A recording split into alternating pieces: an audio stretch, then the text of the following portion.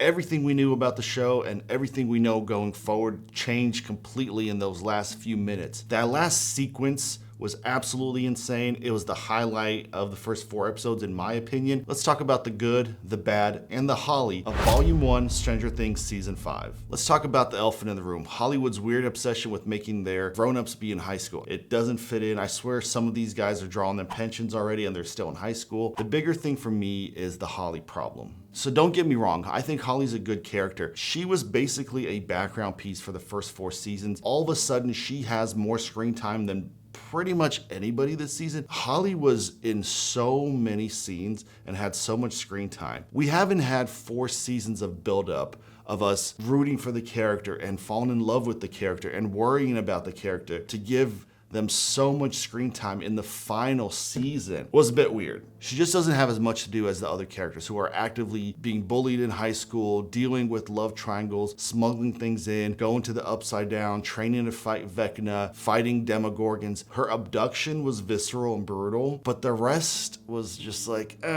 when you only have 4 episodes in Volume 1, to devote so much time was a little bit of a weird thing, and I really wish we would have seen more of the other characters. So while Holly had some good moments and some bad moments, there was a lot of weird character stuff going on this season that I found kind of strange. When did Hopper become such a whiny little bitch? Like, dude was complaining to Eleven nonstop, and he's like, you can't go here, you can't do that, you can't do this. He was just such a whiny little bitch. We've seen this dude fight demons and monsters. We've seen him survive in a Russian gulag, and then he comes back and he's just so whiny, and it's like, bruh. The little training montage he had with Eleven was so cheesy and goofy. I'm like, what is going on? It kind of reminded me of like a Karate Kid montage, except she could, fly and use her powers. The love triangle between Steve, Nancy, and Jonathan is like, I really wish that wasn't in there. Just kind of drop it. Nancy and Steve dated in the very beginning of the show, season 1. It was over after that. They're good friends. Just leave it at that. Don't bring in this love triangle, especially in the final season. I really hope they just kind of hinted at it and then are going to drop it going forward, because it doesn't feel like it fits in this end of the world scenario going on. Sister's kidnapped. Her parents are in the hospital. There's 2 guys fighting for her affections, and we're going to be talking about a love story as a B story. But also, if they did go there, come on, you got to choose Steve over Jonathan. Like, even I would choose Steve over Jonathan. There were some interesting things going on, especially the kid angle where Vecna is collecting these kids to use as vessels,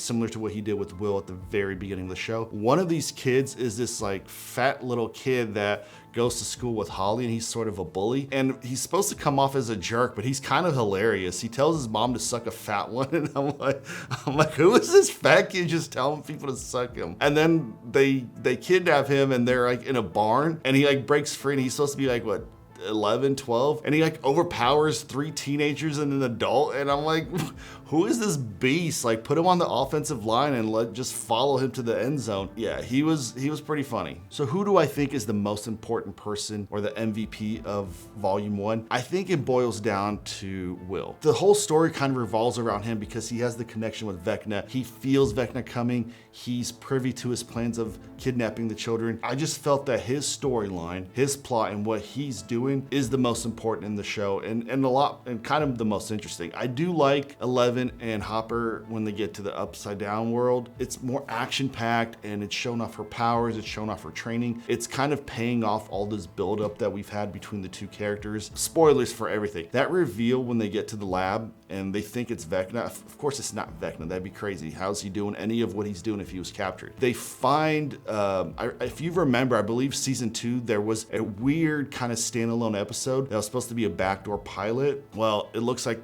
the military is keeping one of these children as prisoner there. I don't know about that reveal. I really thought when they opened that door, it was gonna be Eddie Munson there. And when it wasn't, I was a little disappointed. To have that be kind of a big reveal, a big moment, it didn't land for me. But let's talk about the ending, because I think the last 10 to 15 minutes of episode 4 is some of the best of the season. Spoilers, I know this is gonna come out early and you may not have had a chance to watch Stranger Things.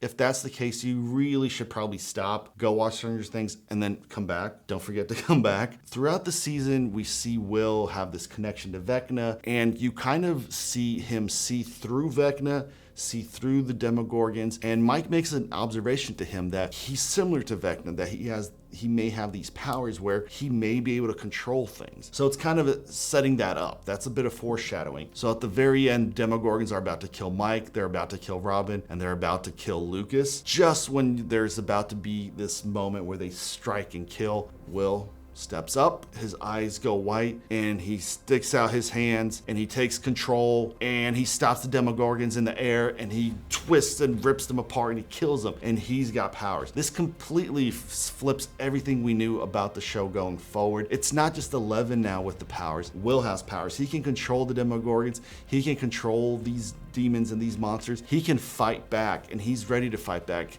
He's been a victim for 4.5 seasons, and now he's finally stepping up.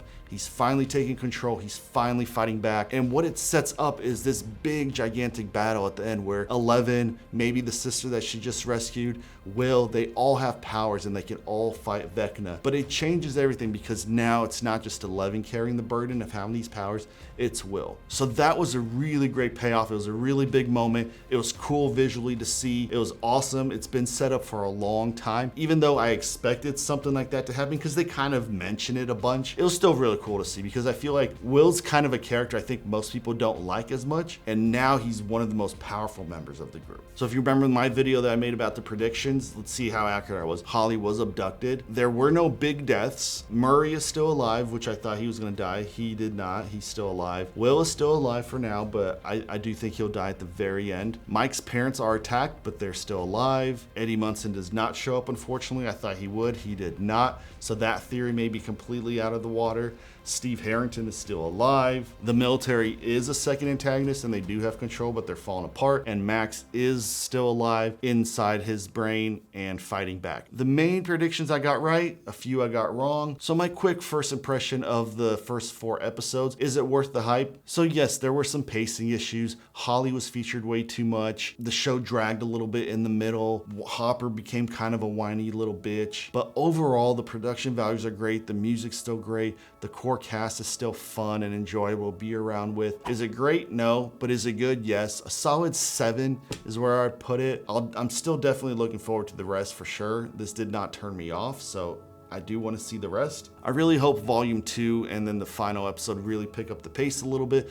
I do think now that Vecna has appeared, the pace will pick up into our final endgame. I hope the Max and Holly stuff doesn't take up a whole hour-long episode because that's not as interesting as everything else. What did you think of the first 4 episodes? Leave a comment, tell me what you thought. Are you looking forward to the rest? And how do you think it's gonna end? Who do you think is gonna die? I'd love to hear from you. If you enjoyed this review, like the video, subscribe to me, helping grow the channel. Doesn't cost you anything, but it really helps me out. Follow me on all my socials and stay in touch and talk. And remember, stop scrolling, start watching.